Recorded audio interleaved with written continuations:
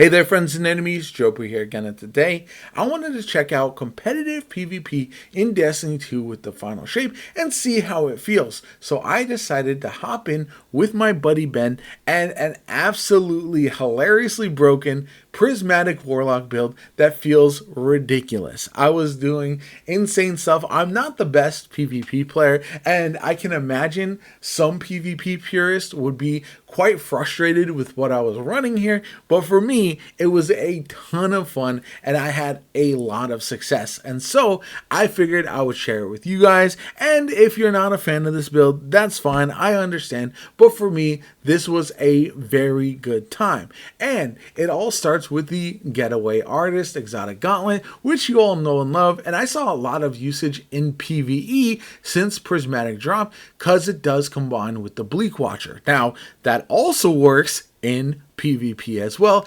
especially when you have an additional buddy with the No Time to Explain Pulse Rifle. This Pulse Rifle is already very good, plus you get the Time Portal, which adds an additional buddy. You could have an Arc buddy and your Time Portal buddy at the same time on top of a Bleak Watcher, and it feels like we were playing 6s and 3s with how much different stuff was happening, and it was pretty insane. Combine that with my iterative loop, this thing still slaps as a fusion rifle. Again, PvP purists are not going to love me for this one, but I frankly do not care. Then I was also running the Pro Memoria. This is the crafted machine gun with PvE perks, but I figured it would work just fine, and it absolutely did in PvP. As far as the actual build goes, I was running Song of Flame. This one is a lot of fun to use in PvP as well. You just feel like you have wildly charged abilities and do a ton of damage. You can float around, and enemies tend to run from you when you pop it,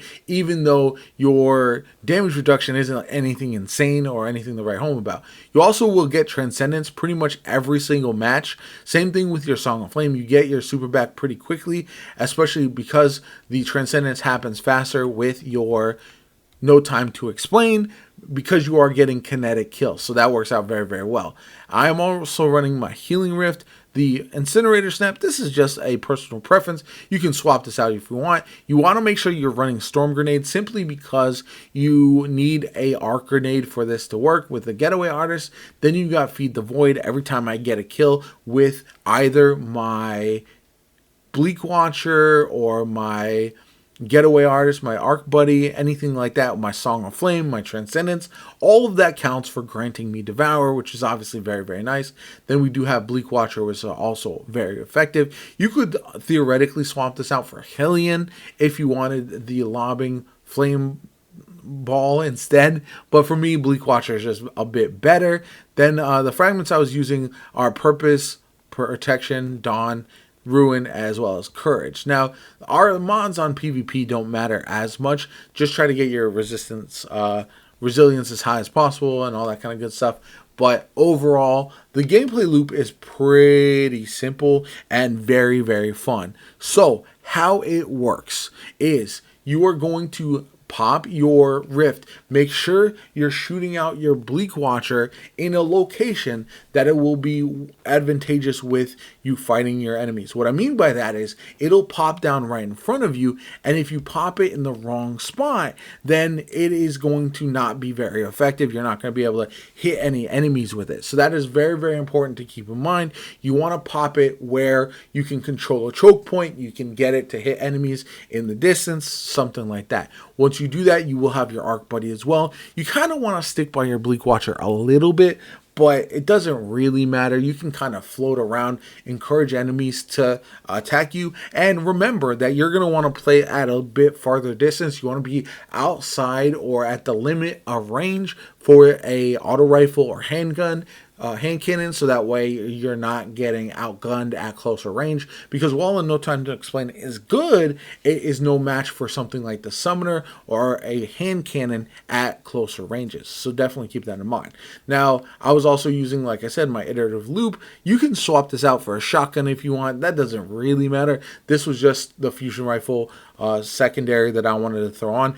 My buddy was also using a sidearm instead. You can swap that out if you want to go double primary. That is not the most important part of this build. That is just a way to get extra kills if you get into a little bit of trouble. Now, as far as the buddies go, once you generate enough transcendence and you pop that, you're going to want to be very smart about the way you play, because if you get kills while you are transcendent, you will actually extend that. And it works out very, very well, especially with the Warlock and the combination, because you can slow enemies with that before the explosion hits, after the final part of the grenade, and then while they are slowed, you will be able to take them down with your no time to explain, generate some extra turret stuff, and then while you're transcendent, you'll also be getting your ability. So as soon as you get out of transcendent, you will get your arc buddy back, and that's a free Bleak Watcher, and it's just such a great loop that I find to be very, very fun.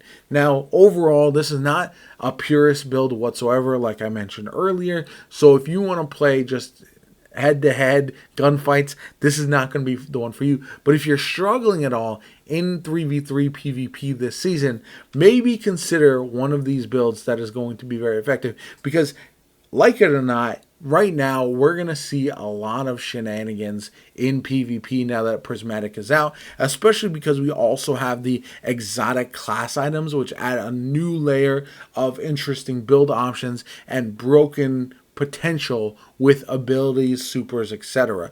You've seen the Void Shield that you can use that can potentially one-shot enemies. The Hunters are absolutely insane this season, so this is going to be a good option for Warlocks to not cheese, but even the playing field, in my personal opinion. And overall, I've actually been really enjoying PvP. I'm quite looking forward to taking something like this and probably modified to Iron Banner this season, because I think it could be a lot of fun, and ultimately I think we're in a good place in PvP. We got the new maps. The meta might lean a little bit more towards abilities now, but less so than we've seen in the past. I do think Prismatic is a lot, because there's so many different options you can kind of mix and match, and for some of the subclasses, some of the classes in general, I mean, it can be a bit broken at times, but I think that's the way always Destiny PvP has always been, and those who complain the most about it ultimately have to deal with it, because this is just the way Destiny PvP has been, and always will be. So again, I've been enjoying myself. I hope you have too. If you are a fan of PvP, let me know in the comments down below and what you think of my build, because it's definitely not cheesy whatsoever. Anyway, my name is Jopa. If you enjoyed the video, hit the like button. Subscribe to the channel if you want to see more Destiny 2 content, especially if you want to see more PvP content, because I don't post it a ton. I do more PvE things, but I would be down to share more PvE stuff or PvP stuff as well. If you guys are interested, subscribe to the channel, comment below, let me know. My name is Jopa. Have a good one. I'll catch you all later.